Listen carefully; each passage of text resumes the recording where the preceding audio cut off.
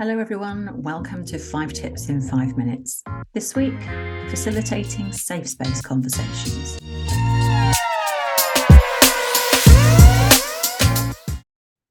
As more and more companies have employee resource groups, also known as affinity groups or employee networks, the more there is a need for skilled safe space facilitation.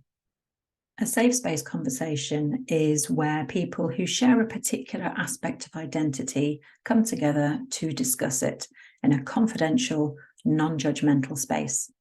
For example, discussing women's safety at night, discussing homophobic experiences at work, discussing the problems of navigating a world that is designed for people without disabilities.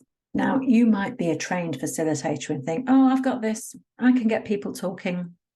Maybe you can, but a safe space conversation is different.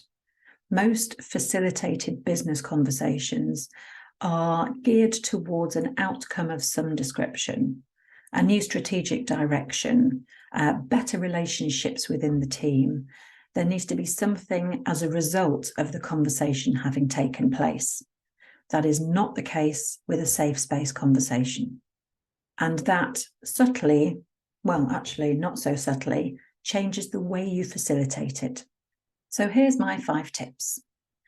Tip 1, are you the right facilitator for this conversation? You might be a senior manager or leader who wants to build relationships with people in minoritized groups in your company.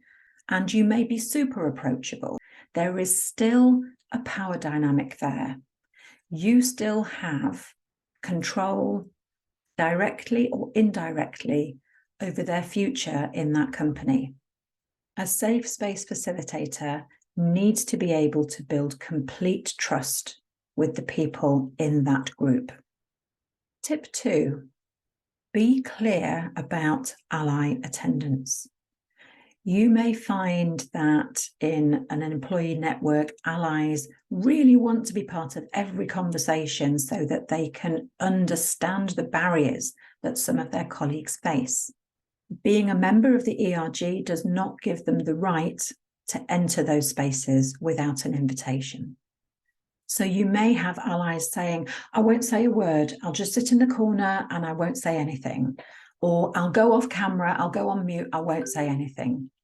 The fact that they are present in the room, on the call, is enough for people to feel unsafe.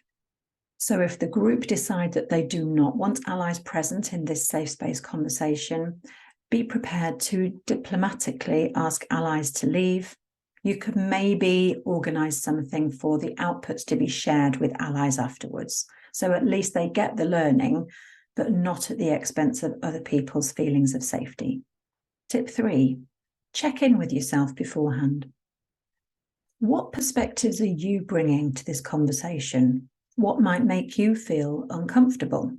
Make sure that you are really mindful and self-aware so that you can be completely present. Don't get anxious about the people that haven't contributed. Usually in a facilitated conversation, as facilitators, we do our best to make sure that everybody contributes and has the opportunity to voice their opinion. In a safe space conversation, people might just be there to feel a sense of connection. They might not want to say anything. Tip 5, and this is the one that I find the hardest, let go of the need for an outcome or next steps. If the group wants outcomes and next steps, fine. If they just want to share their experiences with people who will understand them and help them feel a sense of connection, that is outcome enough. I run half-day workshops to train safe space conversation facilitators. If you'd be interested in that for your company, please get in touch. Thanks very much for watching. I'll see you next time.